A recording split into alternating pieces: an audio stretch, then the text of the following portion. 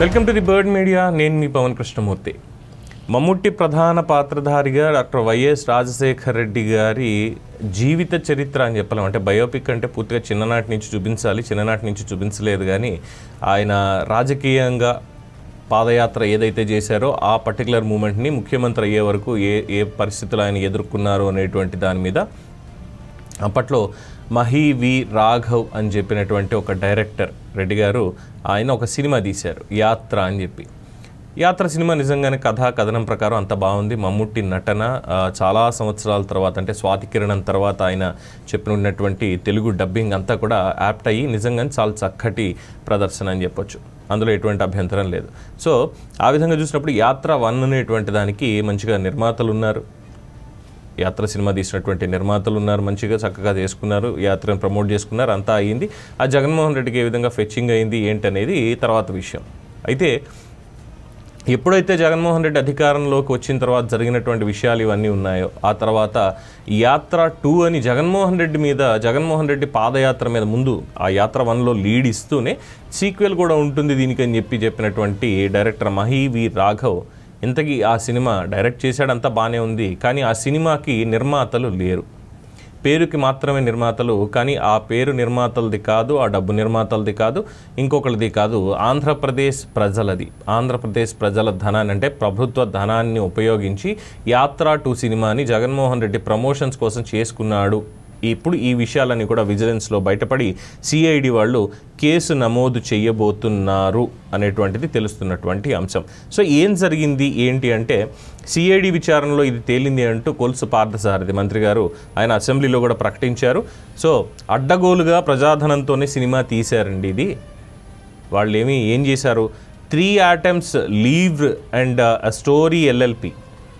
ఎవడన్నా Jaganmohan Reddy and co LLP అని పెట్టుకుంటాడు, మహి వి రాఘవ్ ఎల్ఎల్పి అని పెట్టుకుంటాడు, లేదంటే రామ్ గోపాల్ వర్మ ఎల్ఎల్పి అని పెట్టుకుంటాడు. ఇది బాగానే ఉంది. ఇక్కడ 3 attempt leave and A story LLP and A story LLP ఏదో కొత్త చెత్త పేరు పెట్టి మన ఎవడు పట్టుకుంటాడులే ఇంకా అన్నట్టుగా మొదలుపెట్టి యాత్ర 2 నిర్మించేశారు. సో ప్రజాధనంతో తీసినటువంటి ఈ సినిమా మరి అక్కడ పరస్పర విరుద్ధ ప్రయోజనాలు అన్న దాంట్లోకే వస్తుంది తప్ప ఇంకోటి కాదు. సో అవినీతి అనేది ఇందులో స్పష్టంగా ఉంది. దాదాపుగా 2,12,00,000 రూపాయల ధనం నేరుగా ప్రజాధనాన్ని ఈ సంస్థ ఏదైతే ఫ్లోట్ చేశారో ఎల్ఎల్పిని ఈ సంస్థకి చెల్లింపులు చేసేశారు. సో ఫోరెన్సిక్ ఆడిట్ నిర్వహించిన తర్వాత ఆ డబ్బులు ఎక్కడున్నాయి, పోనీ ఈ సంస్థకి వెళ్ళాయా అంటే అసలు సినిమాకి పని చెయ్యనటువంటి వాళ్ళకి, అసలు సినిమాకే పని చేయలేదు అన్నటువంటి వాళ్ళకి చేరాయంటూ గుర్తించి సిఐడి విచారణకి మంత్రి ఆదేశించారు. నిన్న క్యాబినెట్లో కూడా నిర్ణయం తీసుకోవడం జరిగింది. సో ఇప్పుడు ఎలా అయిపోయిందంటే పరిస్థితి, let's talk a bit openly, కొంచెం బట్టలిప్పి మాట్లాడదాం వాళ్ళవి. ఒక ప్రబుద్ధుడైనటువంటి ఒక అధికారి, మాజీ అధికారి, రైల్వేకి సంబంధించినటువంటి ఆయన, అలాగే ఇంకో ప్రబుద్ధుడైనటువంటి అడ్వకేటు, ఇంకో పెద్ద ప్రబుద్ధుడైనటువంటి మాజీ ఐఏఎస్ అధికారి పవన్ కళ్యాణ్ గారికి సంబంధించి కేసు వేశారు. ఏం వేశారండి, పవన్ కళ్యాణ్ డిప్యూటీ సీఎంగా అధికారాన్ని దుర్వినియోగం చేసి తన పదవిని అడ్డం పెట్టుకొని సినిమాలు తీస్తున్నాడు, ప్రజాధనాన్ని దుర్వినియోగం చేస్తున్నాడు, ఆయన్ని అసలు ఎవడిని అడిగి సినిమాలు తీస్తున్నాడు, ఎవరిని కూడా కదా, ఎవరిని అడిగి సినిమాలు తీస్తున్నాడు అంటే ఏకవచనంలోనే మాట్లాడారు వీళ్ళు. మరి మాట్లాడినటువంటి పెద్ద ప్రబుద్ధులందరూ కూడా, మేధావులందరూ కూడా, మేధావులు అనకూడదు, వీళ్ళు మేధావులు అనాలి ఇన్ జనరల్గా, అలవాట్లో పొరపాటుగా వచ్చిందనమాట. సో వీళ్ళందరూ పవన్ కళ్యాణ్ మీద పడి ఏడుస్తారు. పవన్ కళ్యాణ్ పని చేయట్లేదు, పవన్ కళ్యాణ్ అది చేయట్లేదు, పవన్ కళ్యాణ్ ఇది చేయట్లేదు, డబ్బులన్నీ కూడా ఇచ్చేస్తున్నాడు, ప్యాకేజీ తీసుకుంటున్నాడు తప్పితే ఏం లేదు, చంద్రబాబుకి తొత్తుగా ఉన్నాడు తప్పితే ఏం లేదని వీళ్ళందరినీ పళ్ళు రాలగొట్టేవాడు లేక, నిజంగానే సమాజంలో ఇలాంటి మాట్లాడే వాళ్ళందరూ పళ్ళు రాలగొట్టే వాళ్ళం లేక ఇలా ఇష్టం వచ్చినట్టు కోతలు కూస్తున్నారు. కానీ మరి ఈ ప్రబుద్ధులు ఆ రోజు అధికారంలో ఉండి చేసిన పని ఏంటో తెలుసా అండి, 10,000 కోట్ల రూపాయల పెట్టుబడులు ఆంధ్రప్రదేశ్ నుంచి తెలంగాణకి పంపించడం. అమర్ రాజా తెలిసిందే అందరికీ. అండ్ ఆఫ్టర్ దాట్ ఇక కొంతమంది నేను మాట్లాడిన అనవసరంగా నేను నా గొంతుని నేను ఇచ్చేసుకోలేను. వీళ్ళందరూ పవన్ కళ్యాణ్ మీద పడి ఏడుస్తారు, సినిమాలు చేసేస్తున్నాడు, ఇది చేసేస్తున్నాడు అని.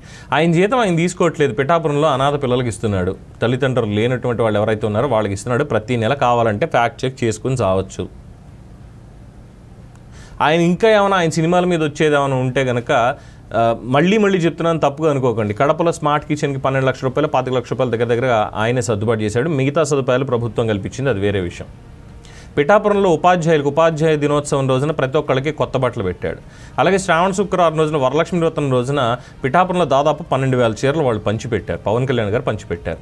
ఆయన సొమ్మే, జీతం నుంచి వచ్చింది కాదు. ఆయనకి వ్యాపారాలు లేవు. ఉన్నవంతా కూడా డిప్యూటీ సీఎం కాకముందు ఒప్పుకున్నటువంటి ప్రాజెక్టులకి తీసుకున్నటువంటి అడ్వాన్స్ అమౌంట్, ఆ సినిమాల మీద ఆయనకు వచ్చినటువంటి రెమ్యునరేషన్ తప్పితే పైసా కూడా లేదు ఆయనకి. అలాగే ఆయన పార్టీకి విరాళాలు ఎంత వచ్చాయి ఏంటి అనేది చూస్తే ఎక్కడ లిస్టింగ్లో కూడా లేదు. మొన్న మధ్యన చూసుకున్నాం కదా, బీఆర్ఎస్ పార్టీకి ఎంత వచ్చింది, తెలుగుదేశం పార్టీకి ఎంత ఉంది, లేదంటే వైఎస్ఆర్సీపీకి ఎంత ఉంది, బీజేపీకి ఎంత ఉంది, ఈ విరాళాల సంఖ్య ఇవన్నీ చూసాం కదా.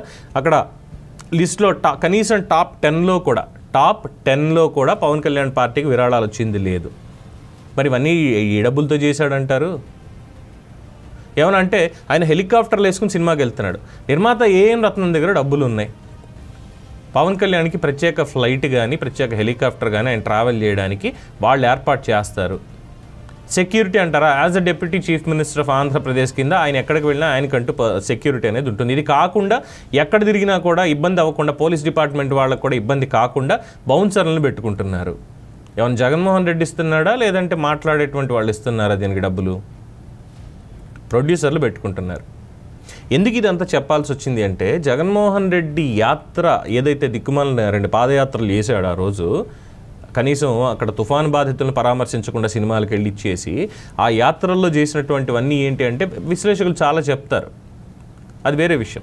సో ఇక్కడ ఈ యాత్ర అనేటువంటి దానికి మహీవి రాఘవరెడ్డి అనేటువంటి వ్యక్తిని డైరెక్టర్ చేసి తీసుకొచ్చారు. బాబు ఇదిగో యాత్ర, ఇది చెయ్యి నువ్వు సినిమా, దీనికి ప్రభుత్వం డబ్బులు ఇస్తుంది అంటూ 2,14,00,000 దీనికి ఇచ్చాడు. అలాగే రామ్ గోపాల్ వర్మకు సంబంధించినటువంటి విషయం కూడా మీకు తెలిసినటువంటిదే. ఫైబర్ నెట్లో ఏదైతే ఉందో దాని మీద కేసు నడుస్తుంది. మొన్న గుంటూరు పోలీస్ స్టేషన్ కూడా వెళ్ళొచ్చాడు ఆయన.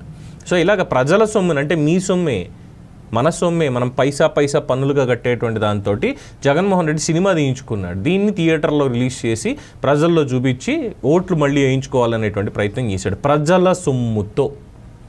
కానీ పవన్ కళ్యాణ్ హరిహర వీరమల్లు కానీ, ఓజీ వస్తుంది ఇప్పుడు, అది కానీ, లేదంటే ఉస్తాద్ భగత్ సింగ్ కానీ, మిగతా కానీ ఇవేం ప్రజల సొమ్ముతో చేయలేదే.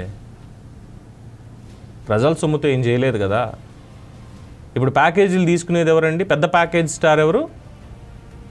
పెద్ద దత్తపుత్రుడు ఎవరు?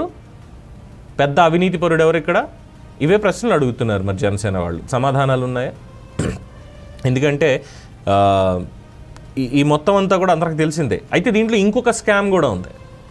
ఇంకొక స్కామ్ ఏంటంటే, ఈ సినిమా రిలీజ్ చేశారు, ప్రభుత్వ సొమ్ము ఏదైతే ప్రజల సొమ్ము ఉందో పాయే, ఎవడ పాకెట్లకు పోయిందో పోయింది. సినిమా రిలీజ్ చేశారు, బిగ్గెస్ట్ డిజాస్టరు, పోస్టర్ ఖర్చులు కూడా రాలేదు, ఎవ్వడూ చూడలేదు సినిమాని, ఎవ్వడూ చూడలేదు. సినిమా డిజాస్టర్, అందులో ఎటువంటి మొహమాటం లేదు. అయిపోయిన తర్వాత అయ్యా మరి ఇప్పుడు నాకు సినిమా పోయింది, మరి అంతకుముందు నేను చేసిన సినిమాలకు అంత బాగానే ఉండింది పేరు, ఈ సినిమాతో పోయింది, మరి ఎలాగా ఏంటి అని చెప్పి నేను సరికొత్తగా నేను ఇక్కడ కల్చర్ని డెవలప్ చేయడానికి లేదంటే ప్రమోట్ చేయడానికి వీటికి నాకు స్థలాలు ఇవ్వండి అని హార్స్లీ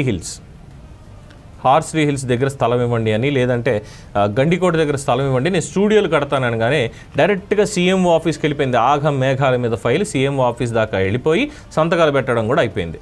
ఇంకా కేటాయింపులు ఒకటే. అప్పుడు సోషల్ మీడియాలో బయటపడిన తర్వాత సదరు మహీవి రాఘవ్ ఇచ్చినటువంటి ఎక్స్ప్లెనేషన్ ఇవన్నీ చూసిన తర్వాత ఏం చెప్పాలి? ఇంకా జగన్మోహన్ రెడ్డికి కావాలనుకుంటే ఇడుపులపాయ ఎస్టేట్లోనో లేదంటే ఇంకో చోట ఎక్కడ పులివెందుల్లోనో ఉన్నటువంటి దాంట్లోనో ఆ అసైన్డ్ భూములు ఇన్ని ఎకరాలు కాదు అన్ని ఎకరాలు, లేదంటే మా తాతలకి తెలియకి చేశారు అది కంచేయించుకున్నాడు కదా ఎస్టేట్, ఆ ఎస్టేట్లో ఒక 10 ఎకరాలు రాసిమ్మనండి, అక్కడికి వెళ్ళి పెట్టుకుంటాడు స్టూడియో. అంతేగాని ప్రభుత్వ భూముల్ని రాసివ్వడం ఏంటి?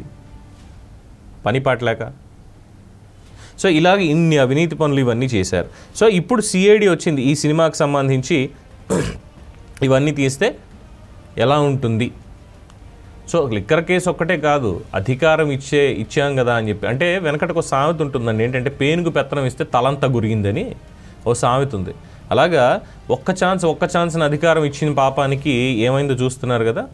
ఒక్కొక్కటి పాపాల భైరవుడి పాపాలలాగా పుట్టలుగా ఒక్కొక్కటి బయటకు వస్తున్నాయి. ఇది సో ప్రజలు తెలుసుకోవాల్సిన నీతి ఏంటంటే, ఇక్కడ నేను చెప్పను, మీరే తెలుసుకోండి. మీ అభిప్రాయాన్ని కామెంట్స్ రూపంలో తెలియజేయండి. చూస్తూనే ఉండండి ది బర్డ్ మీడియా. ఈ వీడియో కనుక మీకు నచ్చినట్టయితే లైక్ చేయండి, షేర్ చేయండి, సబ్స్క్రైబ్ చేయండి. అలాగే పక్కనే ఉన్న బెల్ ఐకాన్ని క్లిక్ చేయండి.